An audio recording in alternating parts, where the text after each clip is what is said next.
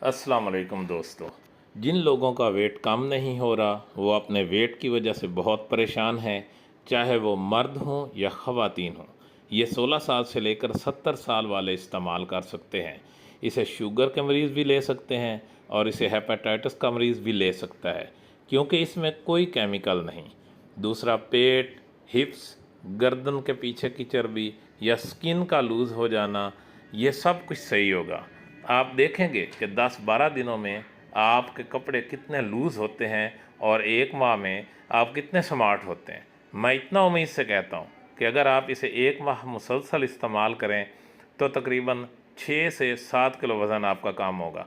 इसमें सबसे पहले जो आपने लेनी है, ये स्क्रीन पर नज़र आ रही है, इसे आप कह सकते हैं असगर मोकी बूटी। इसे खवी भी कहते हैं, पंजाब में खवी के नाम से पुकारते हैं। इसका पाउडर ले लें 50 ग्राम। दूसरे नंबर पे आपने जो चीज़ लेनी है वो है ज़ीरा सफ़ेद। ज़ीरा सफ़ेद 50 ग्राम, इसका भी पाउडर ले लें। और तीसरी जो चीज़ है ये है कलवंजी।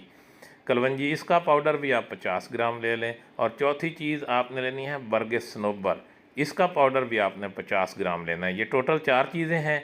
इनको आपने पंसार से लेकर साफ़ करना है, क्योंकि इसमें मिट्टी होती है। साफ़ करके पाउडर बना लें और 1 चम्मच सुबह और 1 चम्मच शाम पानी के हमरा इस्तेमाल करें।